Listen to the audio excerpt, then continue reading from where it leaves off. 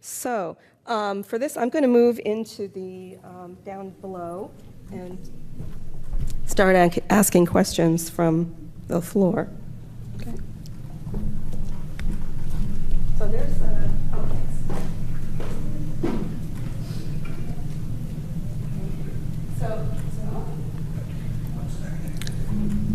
okay, it's on. Great. So now I'm looking at you, Kavita and Krista and Erica, from a totally different perspective.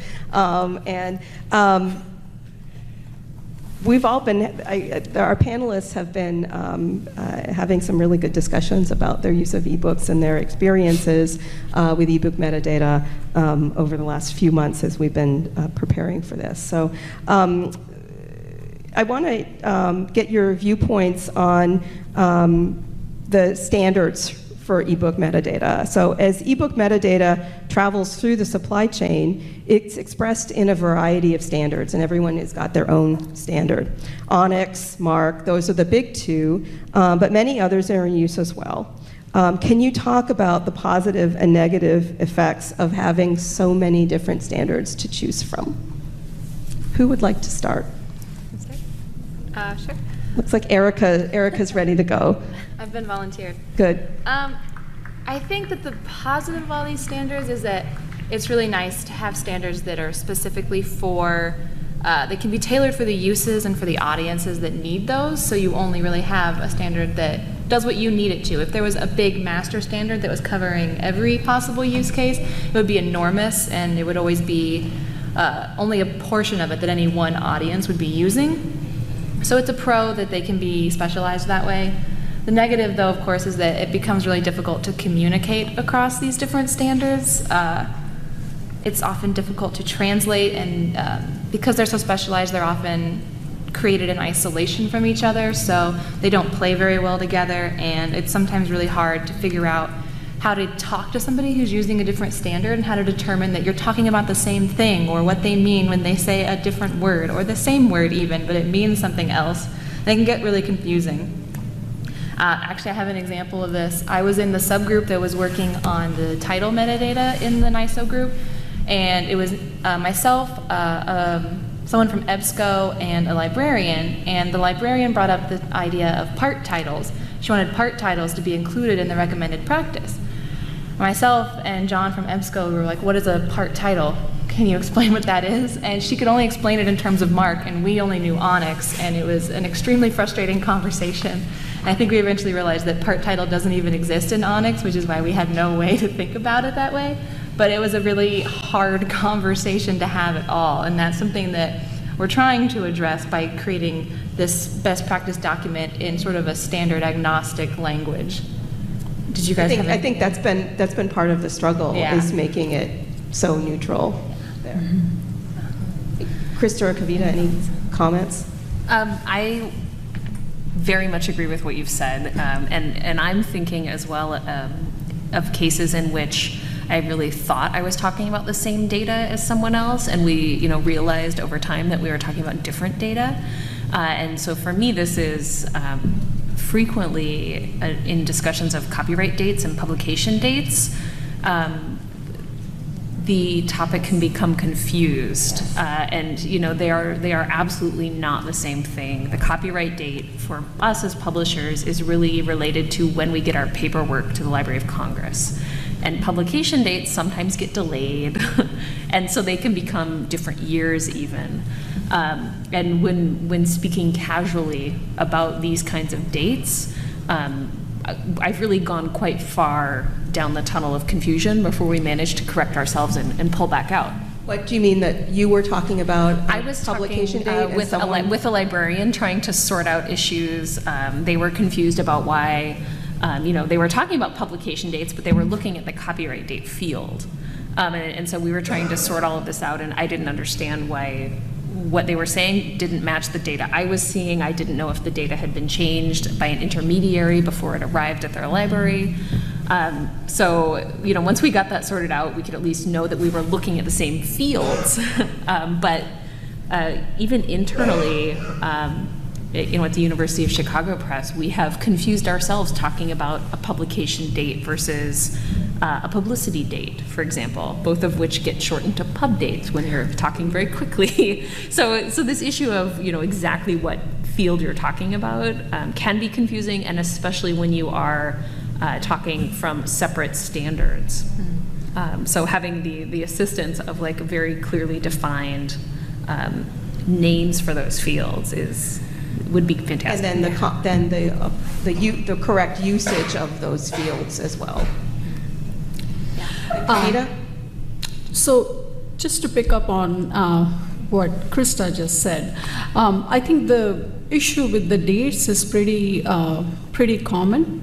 I mean, if you're going to the publisher's platform and looking at the book and the front matter or the preface, where all these details are laid out, you see a date, then you are going to your catalog, you have a catalog record, and then you see a different date.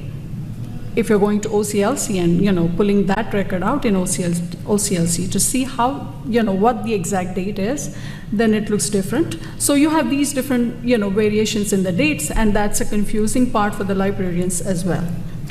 Speaking of standards, I think I feel that it's great to have standards because every stakeholder has something to go by and create some standardized data. The interpretations could be different by different stakeholders. I mean, if I'm using ONIX, I could, interpret some things differently than what the publishers are probably using. And same thing with MARC.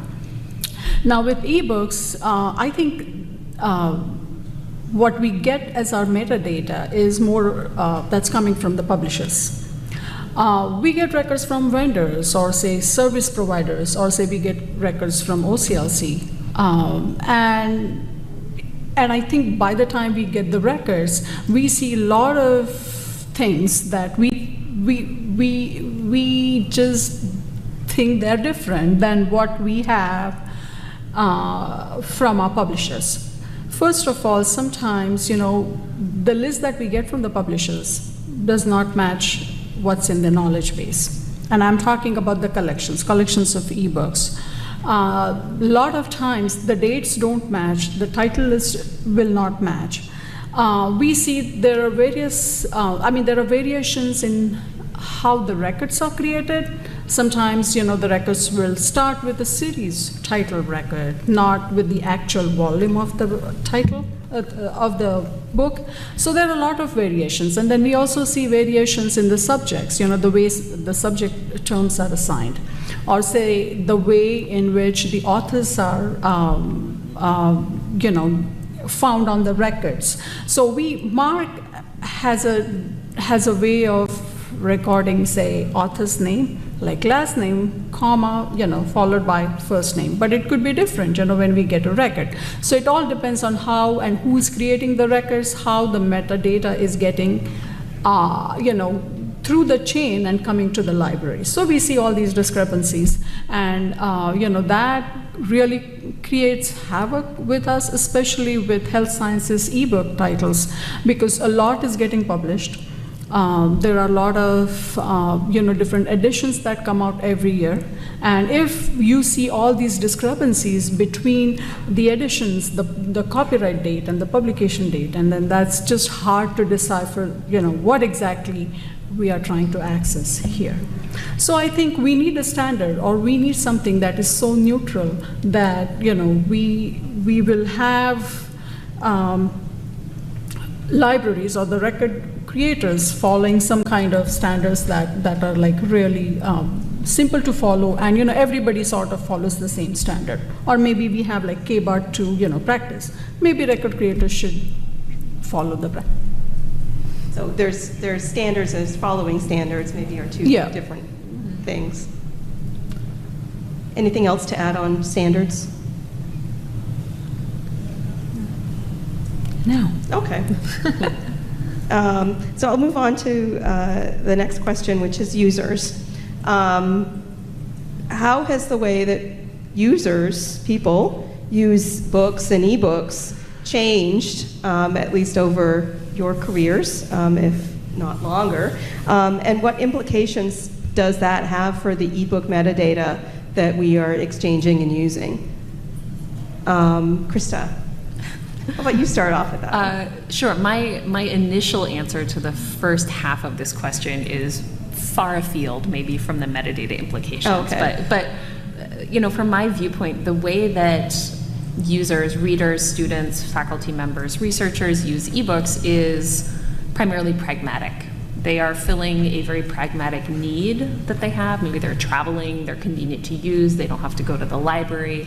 They want to be able to, take advantage of the search functions to find content, within the chapters instead of reading at the chapter level. Ebook technology itself is still relatively new and pretty dumb, especially in the scholarly market. Most of the aggregators are still really working with PDFs because it works for all kinds of content. And as a result, I think for the people actually using ebooks, there's not yet the promise of interaction that there should be with digital content. And if you are someone who's using library books, you want to be able to retain the benefit of your research, the notes, the tagging, bibliographic information, where something is. You want to be able to retain that whether you're looking at it at one institutional library, your home version of a book, maybe you're traveling, you're at a different library, you have a new job, you have a different library account. All of those changes disrupt your ability to actually use your notes and your research. So thinking really about how people use ebooks, to me it feels in a very, very early stage as to what can be done. Now in terms of metadata, I feel like this is not in terms of existing standards, but it seems to me that in the long run this is where things are going to have to be. Metadata is publicly exposed, or it should be, and it offers the promise of a way to tie together information about books in platform agnostic ways between a borrowed library book and an owned book. Are you reading it on your Kindle? Are you reading it on maybe you're a visiting faculty member in another country, so there's different territorial rights associated. But it seems to me that sort of more advanced metadata is one of the solutions we have going forward to really grapple with a more sophisticated digital research ecosystem. Anything, Erica or Kavita? I think responding yeah, to, sorry, either responding to The original question. yeah, the original question is users and ebooks, but you could answer that or So you want me to talk respond to about Krista's Yeah. assertions. Okay. I think, yes, ebooks are really definitely easier to use, and especially, we see more with our faculty and students, where we see that they don't want to come to the library, they are off campus. So everything is accessed remotely. So in that sense, ebooks are, really very useful. And also, I hear and I see a general trend is that the students and scholars are using ebooks just to more for scholarly purposes, just to get some information on a topic or on an experiment that they are working with, to check some values or stuff like that. But the print books are also getting used. People are reading them when they have time. Or some people just like to, flip pages and read, so they do like to read print books. With metadata implications, I guess I see that the library, now as we are, budget constraints, libraries are putting their budget more into buying digital stuff, e-resources, e-journals, packages, databases. So we are constantly getting ebooks. Now, as we get more and more collections, as I was describing the issues with metadata, things, titles are coming in to the collection, they're going out of the collection, they're getting added. So the number is exponentially increasing. So it becomes all the more important that we find these ebooks in our catalog or in our discovery systems. So I think the way libraries' discovery landscape is shaping, we have discovery platforms, then we have discovery tools that the libraries are using. And having the concept of, unified search makes it really important that we make sure that the data that we are adding to our catalog is visible, is discoverable, and findable. And I think the same thing goes with ebooks. We want to make sure that ebooks are discoverable, and we are adding the data about them in the catalog so that people can find it. And So use then it. would you say that discovery is the most important use case then? in your view? Absolutely, Okay. absolutely. And the way the library profession is thinking about discovery, linked data is also something that is coming into the picture. So it remains to be seen, what implications it will have on the discovery as we go forward. Yeah, we have a question about that. Yep. But Erica, do you have anything to say about the users and ebooks and implications for metadata? Yeah. Kavita and Krista both came at this from different directions, and I have like a whole third direction that I'm coming at this question from.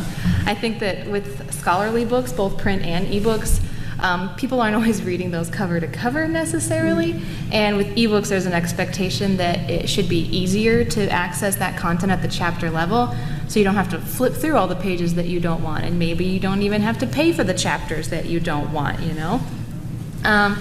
So there's that expectation, and there's also an expectation that because they're digital, it should be easy to offer those as chapters. It should be easy to chunk that content. And from the publisher perspective, I think that technically it is easy to do, but the stuff that's harder is the things like the metadata. Because for a publisher that's not already collecting chapter level metadata, that's really hard to start doing. You need workflows to collect all the metadata. You need somewhere to store all that metadata. There's the discoverability aspect that Kavita brought up. If you have to discover at the chapter level, that's a ton more metadata right there. And then you also have to have a way to communicate that and distribute that through the supply chain, which the supply chain isn't ready to handle that yet either. So there's all these other implications that we really need to address before I think that ebooks are as useful as they could be, I guess, and as discoverable. I have a question in the back. Oh, sure. As far away as it could be. I wore my comfortable shoes. And actually, you are pretty easy to access. Yeah. And can you say who you are? Yeah, my name is Tim Lampkins. I work for SPIE. I have, two questions. One is a question for Krista based on what she said, but it's not related to metadata, so I'll follow up with a metadata question. But you mentioned that current ebooks are typically dumb and that PDFs are the norm for aggregators and such. We've put out our ebooks in 3 formats, Kindle, EPUB, and PDF. And what we've found is that well over 95% of usage is in PDFs. So I wonder if it isn't really just the user's preference, because it's something they're used to, it's something they can download, they can add it to their collection of journal and proceedings articles, they can throw it on Mendeley, what have you. They're just comfortable with PDFs, and it's really, there is nothing else that they seem to want. So that's the first question. But in terms of metadata, when we sell our ebooks, we do it as a collection, and we sell perpetual access. And our customers do not want books to go away.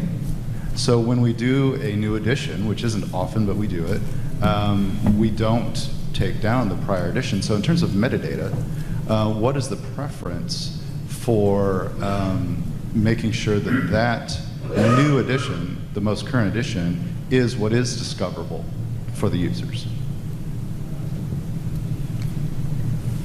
Any suggestions? Do you want to go first? Very more concrete. Or that's something that we'll also take to the working group too. You've hit on Just to something. respond to the question, the comment about the PDF, I guess from my opinion, I wouldn't disagree that people have a comfort with PDFs. It seems to me too that that's where their tools are. They're not doing that with EPUBs and with Mobies because it doesn't work with their current systems. And even EPUBs are really primitive. right? There are things we can't publish as EPUBs because the tools, we can't, there's no way to render it. We have 500 years of scholarly apparatus in the print book, and we don't have ways to do it in the EPUB at the moment. And I think it's going to take a while longer because the number of titles that require that are few and far between, and they're not the ones selling 1 million copies. So there's not a lot of impetus to sort of implement new standards. And I think users can do a lot with PDFs. They can annotate, they can tag. So I think maybe that's also one of the reasons why people are using more of PDF versions than the other. I'm sorry, Alice, I just want to say, I think there's still a desire out there. If the tools existed, I think they would be used if they were working well with people's research workflows. So that's my, go ahead, Allison. So, Introduce. I'm sorry. Allison Beelan, Duke University Press, a fellow traveler in the world of scholarly ebook publishing and discovery. So I don't know if NISO is considering, or at least this working group is considering references as metadata. Probably not, but it syncs with these usability issues and user experience and user desire, I think, in a way that is similar to what, I'm sorry, I forgot your name. Erica. Erica, in a way to what Erica was pointing to, which is that it seems everybody expects to get to the chapter, and they expect to get what should be with the chapter, the notes, the reference, the bibliography. But the ways, at least in the humanities and social sciences, scholarly book publishing often works in the workflows and the print formats is to combine all that stuff and put it at the end of the book, which then means you're doing an entirely separate publication if your goal is a PDF that they can download that carries all that stuff, which, as long as the PDF is the dominant tool that everybody's used to using, is just, they're going to be continually frustrated by that. So you talking about the chapter metadata workflow pains, I think there's a very similar one around the critical scholarly apparatus that is the bibliography. Yeah, yeah. In the working group, we haven't addressed that because we're not really talking about chunking ebooks into chapters, so it hasn't come up. And it's also not specific to scholarly ebooks as well, so it's not as big a problem in the trade world. But yeah, that's definitely another impediment to making ebooks as accessible as people want them to be. Yeah, it's not as technically easy as I glossed over. Evan Owens, Senbeo Publisher Services, but also NISO board and JATS committee and all sorts of things. I'm a journal person, not a book person, but the EPUB committee invited me to join because they wanted journal expertise. So I've been listening to their calls for the last 18 months, the publishing working group and the EPUB community group and so on. And what was amusing is how they are just anti-PDF. They have said over and over again their goal is to kill PDF. Their goal is to create a new EPUB portable web publication format that will be just as useful as PDF and so on. It's just amusing to hear them say this. Whether they actually achieve it or not is another issue. Just monitoring that committee. But on your topic about dates and so on, in the JATS standard, we changed how dates were done to divide it into what the media is and what the event was, so that you can have much more flexibility about date metadata. But journal publishers haven't implemented that yet, which is my session after this one. Yeah, They haven't put it into practice, is what you mean. It's there, but they're not. Yeah, we have some of that flexibility. It's a problem with the standards, because we can have that sort of granularity in the date metadata in ONIX, but then when it transfers to someone who's not using the ONIX standard, they just pick a date and they put that date in a new field, and so you lose all that nuance when you translate it. So I'm Kristen Martin from the University of Chicago Library, and I'm actually thinking of synthesizing some comments that Kavita made, along with some of the comments about dates and comments about ebook collections. So I agree with Kavita, the most important thing for our ebook metadata from a library side is discovery. But there is also this huge management component, and this ties in with the date and the collection issue, because for ebook metadata that's tied to a particular title, if you're buying that title individually, title by title, even if maybe the metadata doesn't quite match what you're expecting, you can at least say, well, I know I bought this title, and verify that information. When you start getting to the collection level, these mics are like really strong. There's like something.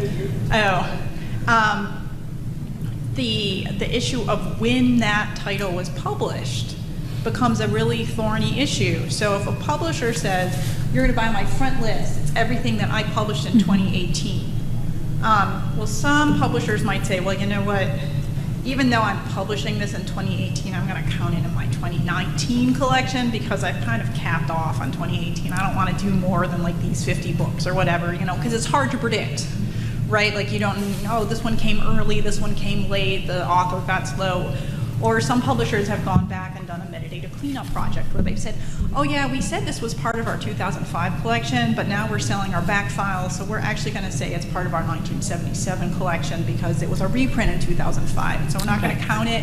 So now when we sell our 2005 collection, it's not going to include this title, but we'll go ahead and we'll honor it if you bought it. I mean, but that gets confusing because then it's like, do you have the 2005 collection as sold in 2005 or the 2005 collection as sold in 2015? And so I think this is an area where like consistency and metadata, and also there almost needs to be like some post-collection reconciliation at the end of the year that often does not happen. So if you as a publisher are selling a collection of like everything that the MIT Press published in 2018, you can only guess at what that is at the beginning of 2018 when we as the library buys it. But then the end of 2018, we need to have that title list, and we need to make sure that everything that you say we have access to and we have records for, and then anything else, like we need to find out like what's going on here because you're not including this title that we're expecting or something along those lines. Lots And of options.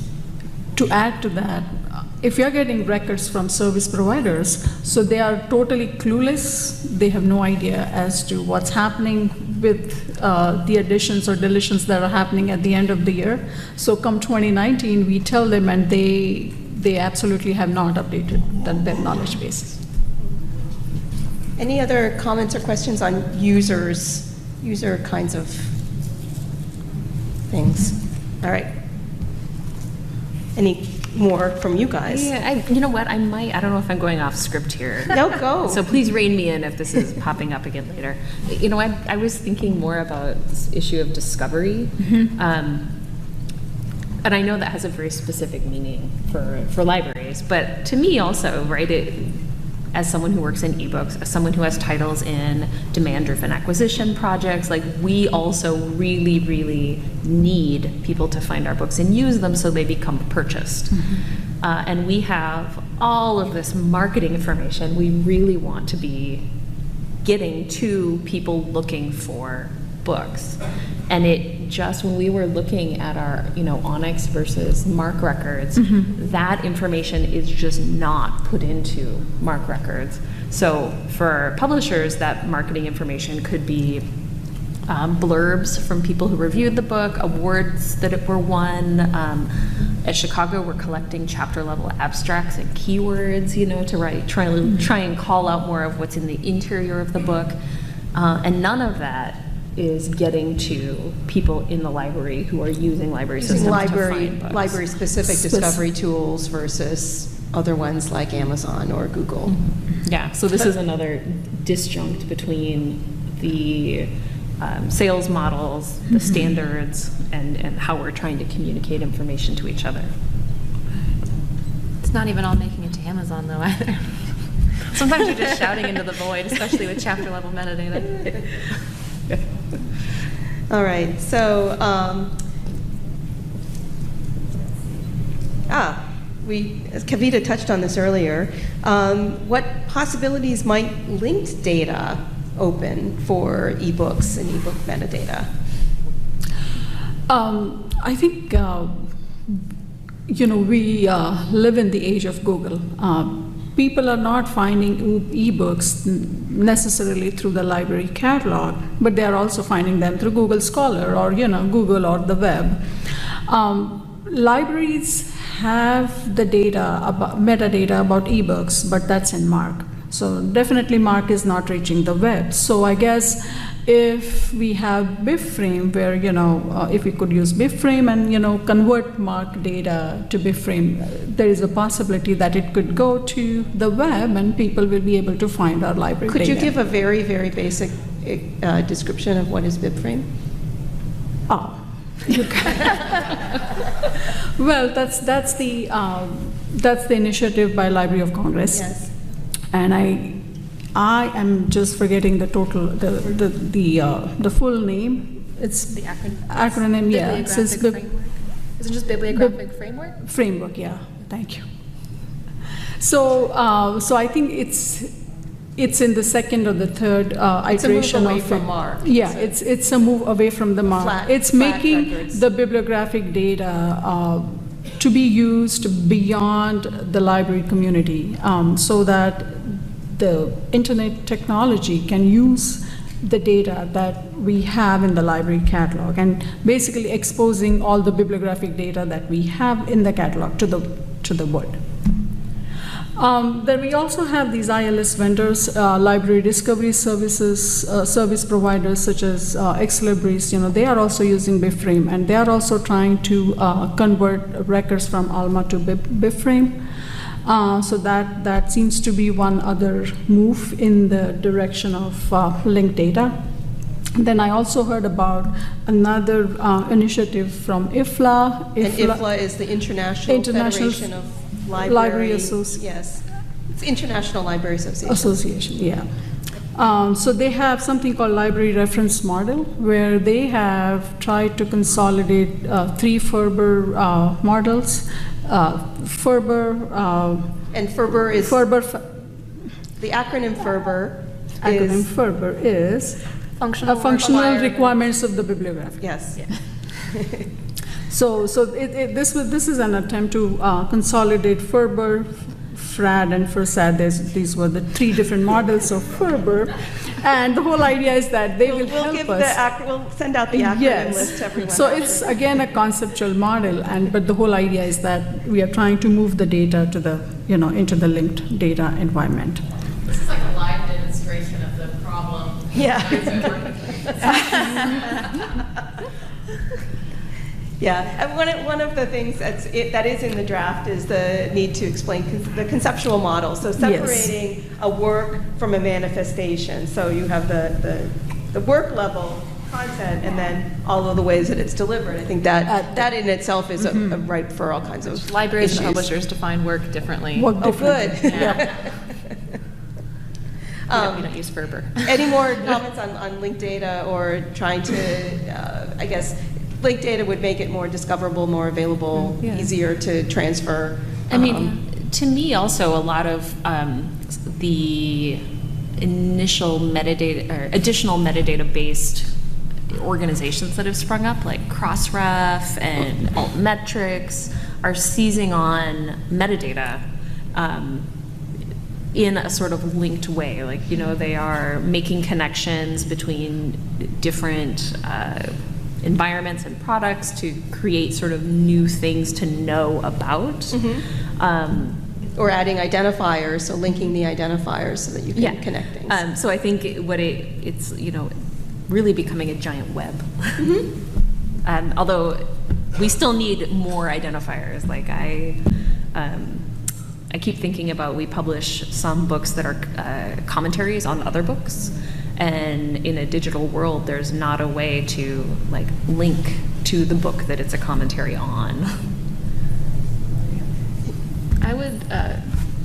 So Erica, you speak, and then I'm going to give the mic to Krista. I personally would love to think of linked data as the sort of miracle solution that would fix the problem of different outdated standards, but really I think that if BibFrame does replace MARC, it'll still encounter all these problems of being a standard and going up against other standards. I think the communication issues will still be there.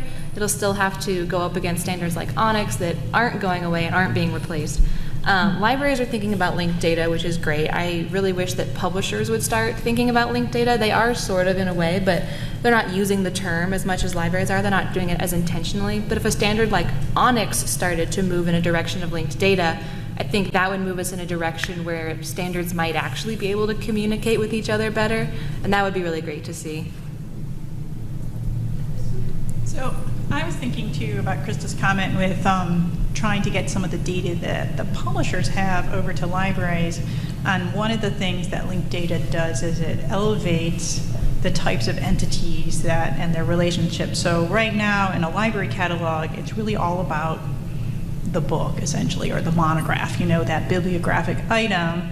And then you have sort of supporting players like the author. In a linked data world, the author is like its own important thing. And you, as the publisher, oftentimes know an awful lot more about the author and their life and work and so forth that we at the library don't currently represent. And so that can be a way to sort of help with the discovery from a different angle. Yeah, the problem is that libraries are much better at disambiguation. We might know a lot more about this particular John Carson than you do, but we're just calling him John Carson, and you can't tell which John Carson we mean. Well, maybe this is where some of the identifiers and some of the conversations earlier are going to yeah. come into play with, you know, things like ORCID or ISNI or... And the working group was discussing authorities and use of Yeah. authority files, so Yes. that would help.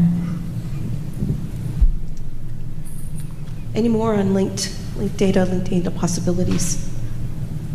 Yes. Just say your name and where you're from. Kathleen Sheedy from the American Psychological Association. And like Evan, I come mainly from the journals world.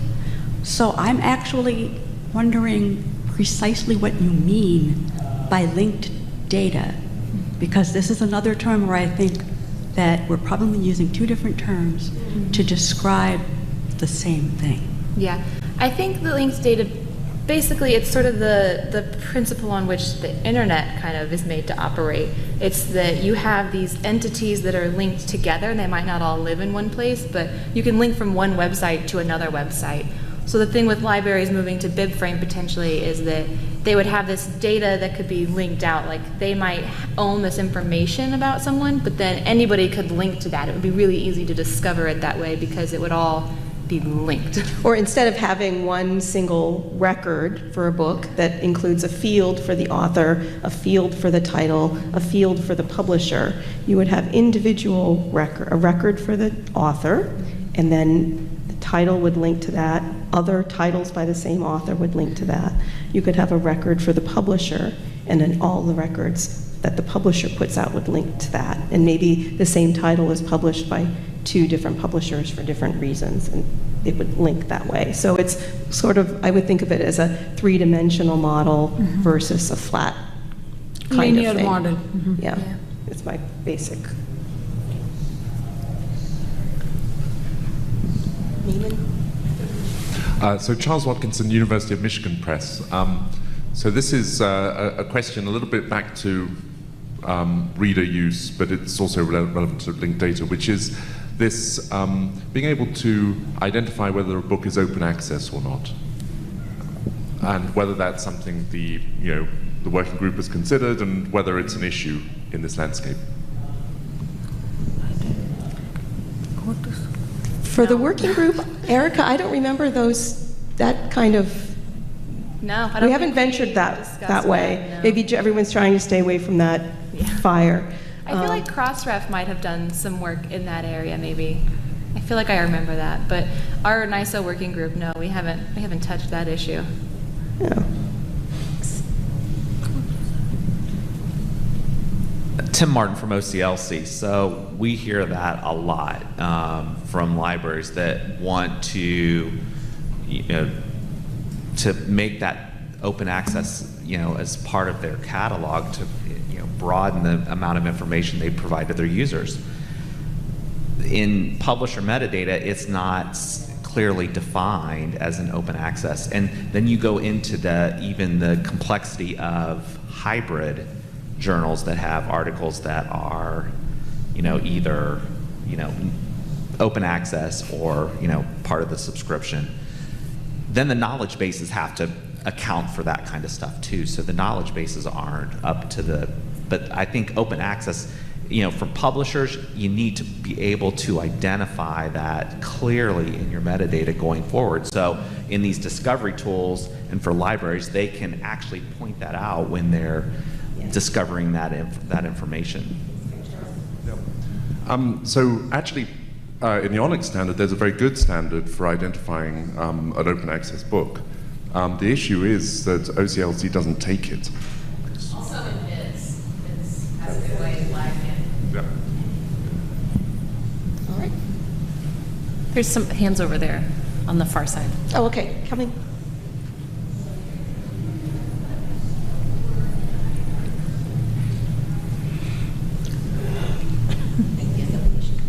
Hi, Jennifer Kemp from Crossref. So we have a free-to-read indicator. Hi, Krista. Free-to-read indicator that's available in the metadata, and we get asked all the time for, a simple sort of binary machine-readable. Is it open access? Yes or no? And I think some of the flavors of it is part of the difficulty in getting to that. But if there are things that are out there that are working that we should look at, then I'd be happy to. Finding some crosswalk or some way to communicate that. Anyone else? Todd, do you have a comment? Just commenting that free-to-read tag is NISO. Yes, the free-to-read tag is the NISO Access and License Indicators recommended practice.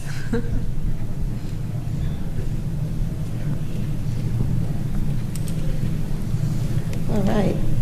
So we've got just 5 more minutes before we end. So I'm going to just ask the last question, and we'll go from there.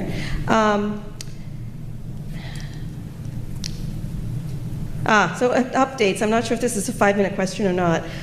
Is there a desire for post-publication or post-purchasing metadata updates to capture and share added information, such as third-party editions? The working group has sort of lamented that everyone enriches metadata and then it doesn't get back into the flow. So can you talk about desires or wishes for something like that? Krista, it seems like you're ready to go. So I, as a publisher, would love to be able to update metadata and push it out into all the places where either our ebooks are for sale or where they have already been purchased. And this would again include things like, hey, our book won the National Book Award. We want that to live with the book in perpetuity.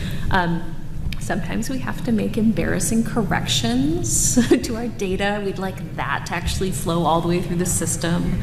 If we're doing a new edition, we can add the following edition ISBN into the metadata, and that could be pushed out so that users could see there is a subsequent edition to the one they're looking at.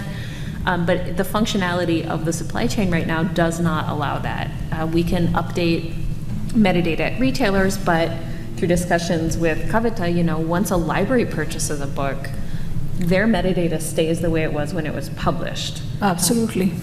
So there's really a disjunct there that I would love to see ameliorated. Yeah. I think the same. I think content providers and publishers should send updates to all their collections to the service providers so that the libraries get the updated information about collections and the titles. Or if there was some way that it's not going out into hundreds of places, that everyone can get it from one place or something like that. Absolutely. Erica, any thoughts on that? No, I pretty much agree with what they said. Okay. Anybody else? Any other things that you'd like to ask the panel or talk about the scene? We do have 2 minutes.